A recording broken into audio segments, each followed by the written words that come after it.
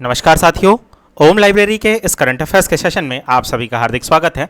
आज हम आपको बताने वाले हैं 9 सितंबर 2020 के करंट अफेयर्स के बारे में। माफ़ कीजिएगा, आज हमारे करंट अफेयर्स का सेशन थोड़ा लेट है, चूँकि तकनीकी परेशानियों की वजह से हम अपना आज का सुबह का सेशन नहीं कर पाए थे, इसलिए हम आज शाम को अपना सेशन लेकर आए हैं। चलिए बढ़ते हैं सबसे पहले कल के प्रश्न की ओर। कल हमारे द्वारा प्रश्न पूछा गया था कि किस वर्ष में सुप्रीम कोर्ट ने केशवानंद भारती जजमेंट दिया था और संविधान की बुनियादी संरचना का सिद्धांत लागू किया था। तो इसका सही उत्तर है 1973 में इस सिद्धांत को दिया गया था। दोस्तों, यदि आप हमारे इस करंट अफेयर के वीडियो की PDF प्राप्त करना चाहते हैं तो आप इसे हमारे टेलीग्राम चैनल से डाउनलोड कर सकते हैं। साथ ही इस वीडियो की PDF की लिंक हमारे डिस्क्रिप्शन बॉक्स में दी हुई है, आप वहां से भी इसे डाउनलोड कर सकते हैं। चलिए बढ़ते हैं क्विक रिविजन्स की तरफ। State of young child in India की रिपोर्ट के अनुसार बच्चों की देखभाल में कौन सा राज्य शीर्ष पर रहा? तो इसका सही उत्तर है केरल।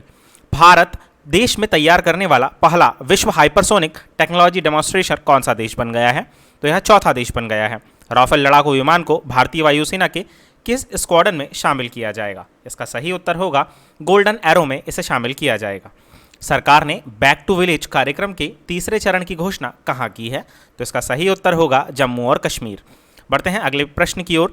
यूएन के हाल ही में पहली बार किस देश को international clean air day for blue sky के रूप में मनाने की घोषणा की है? तो इसका सही उत्तर होगा 7 सितंबर को international clean air day of blue skies मनाने की घोषणा की है। पहले international day of clean air for blue skies विषय की थीम क्या है? तो इसकी थीम है क्लीन एयर फॉर ऑल। केंद्र सरकार द्वारा निम्नलिखित में से किस जिले को तमिलनाडु के पहले पूरी तरीके से डिजिटल अर्थव्यवस्था वाले जिले के रूप में चुना गया है? तो इसका सही उत्तर होगा विरुद्धनगर को इस तरीके के जिलों के रूप में चुना गया है। किस देश की रक्षा मंत्री फ्लोरेंस पार्ली 10 सितंबर को अंबाला एयरफोर्स बेस में होने वाले राफेल जेट इंडक्शन सेरेमनी में शामिल होगी? तो इसका सही उत्तर होगा वे हैं फ्रांस से। चलिए बढ़ते हैं आज के पहले प्रश्न की ओर। किस राज्य सरकार ने नई कृषि पर्यटन नीति को मंजूरी दी है? तो इसका सही उत्तर होगा महाराष्ट्र सरकार ने हाल ही में कृषि पर्यटन मंजूरी दी हुई है।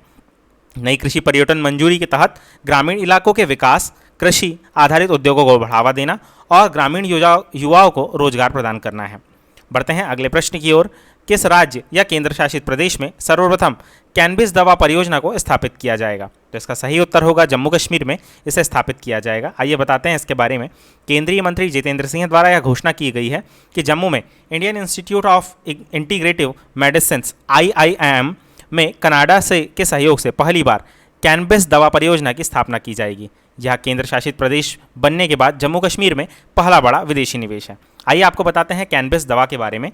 तो यह कैंसर, मधुमेह आदि से पीड़ित रोगियों के लिए दर्द निवारक दवा बनाने के लिए इस्तेमाल किए जाने वाला पौधा होता है। इस पौधे को उगाने के लिए विशेष अनुमति की आवश्यकता होती है क्योंकि यह नशीली दवाओं के दुरुपयोग के कारण उपयोग के लिए प्रतिबंधित है। भांग के पौधों से तैयार दवा का उपयोग दूसरे देशों में निर्यात के लिए भी किया जा सकता है।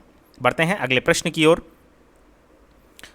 हाल ही में एशियाई विकास बैंक और भारत सरकार द्वारा $500 मिलियन के ऋण का हस्ताक्षर निम्नलिखित में से किसके निर्माण के लिए किया गया है? तो इसका सही उत्तर होगा इसे Delhi Meerut regional rapid transit system के लिए इस्तेमाल किया जाएगा। आइए बताते हैं इसके बारे में। Delhi Meerut regional rapid transit system गलियारे के निर्माण के लिए एशियाई विकास बैंक और भारत सरकार द्वारा $500 मिलियन ऋण पर हस्ताक्षर किए गए हैं। अगस्त 2020 में ADB द्वारा स्वीकृत $1 मिलियन की सुविधा ऋण की पहली किस्त भाग में है। दिल्ली मेरठ RRTS कॉरिडोर उन 3 रेल गलियारों में से एक है जो दिल्ली को अन्य शहरों से जोड़ने के लिए NCR क्षेत्रीय योजना 2021 के अनुसार योजना बनाई गई है। 82 किलोमीटर लंबा गलियारा दिल्ली से करायखा रेखा को उत्तर प्रदेश के मेरठ में मोदीपुरम से जोड़ेगा। बढ़ते हैं अगले प्रश्न की ओर। प्रधानमंत्री श्री नरेंद्र मोदी ने हाल ही में किस शहर में वीडियो कॉन्फ्रेंसिंग के द्वारा पत्रिका गेट का उद्घाटन किया है? तो इसका सही उत्तर होगा जयपुर में इसका उद्घाटन किया गया है। राजस्थान के जयपुर में प्रधानमंत्री श्री नरेंद्र मोदी ने हाल ही में वीडियो कॉन्फ्रेंसिंग के द्वारा पत्रिका गेट का उद्घाटन किया है।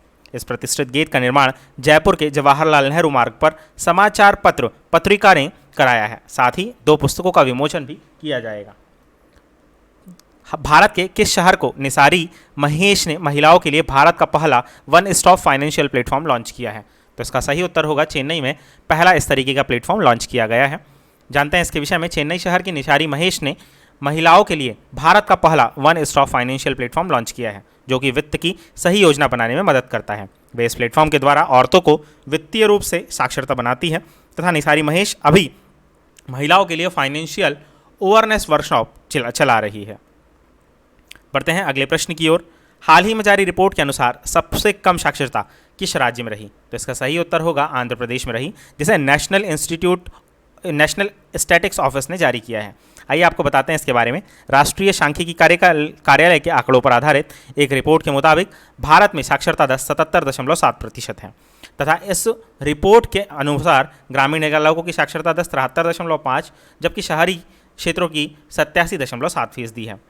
भारत में राज्यों की बात करते हैं तो साक्षरता को लेकर देश में सबसे अच्छा प्रदर्शन केरल का है तथा दक्षिणी राज्य केरल में 96.2% लोग साक्षर हैं। आंध्र प्रदेश देश का सबसे फिसड्डी राज्य है जहां साक्षरता दर 66.4% है।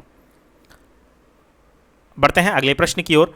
निम्नलिखित में से कौन सा सार्वजनिक उपक्रम ISA के coalition for sustainable climate action में शामिल नहीं होगा? तो इसका सही उत्तर होगा ऑयल इंडिया लिमिटेड इसमें शामिल नहीं है। बताते हैं इसके बारे में।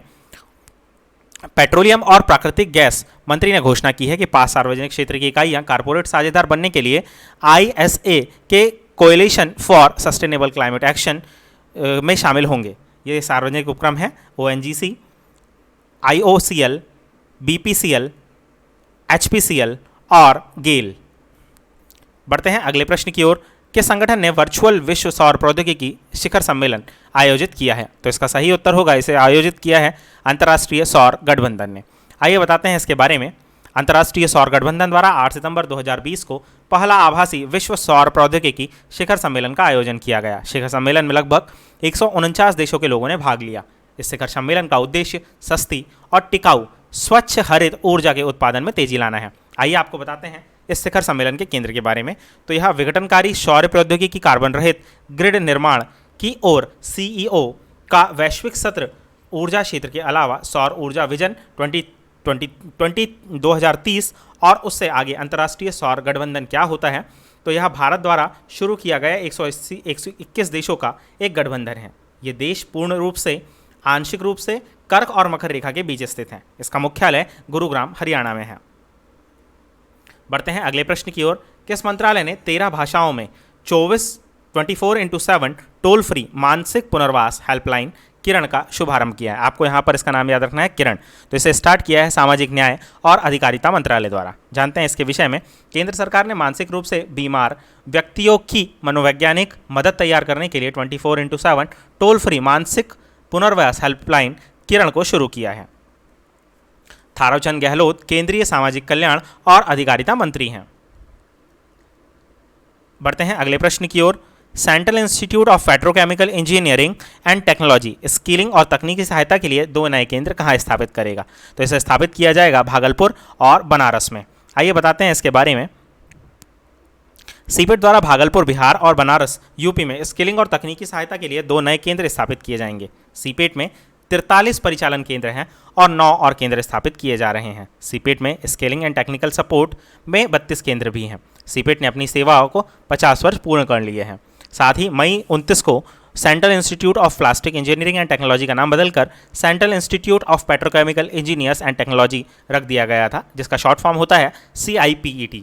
सीपेट रसायन और ऊर्जा मंत्रालय के अंतर्गत आता है तथा इसका मुख्य कार्यालय चेन्नई में स्थित है। बढ़ते हैं अगले प्रश्न की ओर।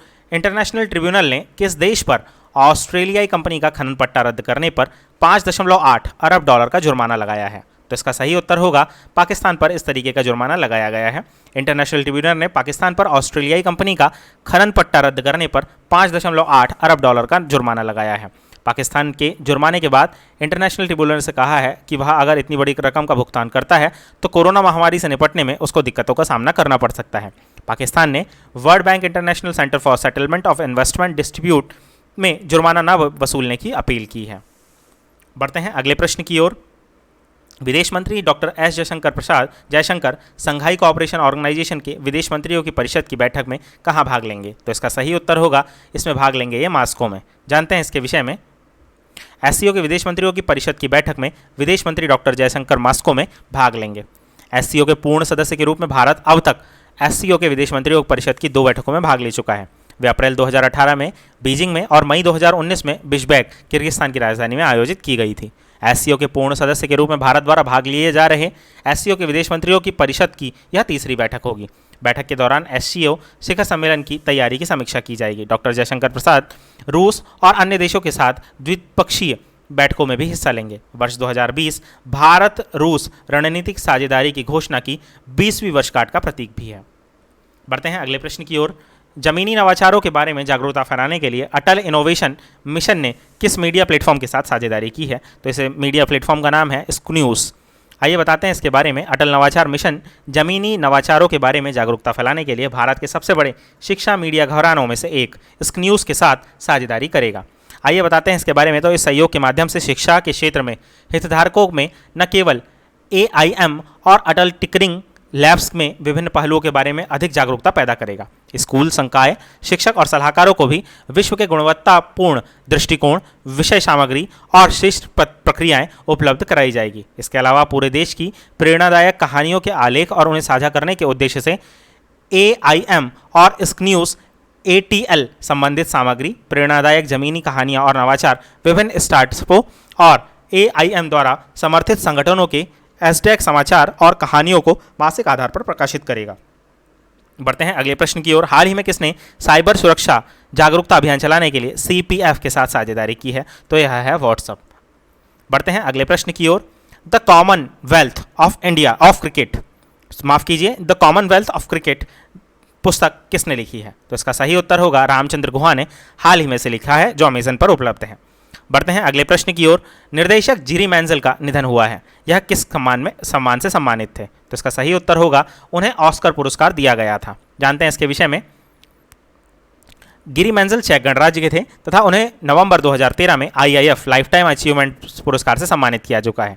मेंजल ने जीवन भर कलात्मक योगदान के लिए चेक लॉयन अवार्ड जीता है और उन्हें कॉर्लोवी वेरी उत्सव द्वारा सम्मानित किया गया था। उनकी पहली feature film closely watch trains ने 1968 में सर्वश्रेष्ठ विदेशी भाषा के लिए अकादमी पुरस्कार ऑस्कर जीता था। वह medal of merit, French order of arts and literate के प्राप्तकर्ता और अन्य अंतर्राष्ट्रीय पुरस्कारों के स्कोर के प्राप्तकर्ता थे। दोस्तों, इस प्रकार हमारे आज के करंट अफेयर्स का सेशन समाप्त होता है। आप सभी के लिए आज का प्रश्न, निम्नलिखित में से किसे भारतीय रेडियो खगोल विज्ञान का जनक कहा जाता है? आप सभी को अपने उत्तर कमेंट बॉक्स में देने हैं। आई होप कि आप सभी को हमारा आज का करंट अफेयर्स का सेशन पसंद आया होगा। यदि आप इस वीडियो की PDF प्राप्त करना चाहते हैं तो आप इसे हमारे टेलीग्राम चैनल से डाउनलोड कर सकते हैं। साथ ही यदि आपको हमारा यह वीडियो पसंद आया है तो इसे अधिक से अधिक संख्या में शेयर कीजिए और लाइक कीजिए। साथ ही सब्सक्राइब करना ना भूलें। धन्यवाद।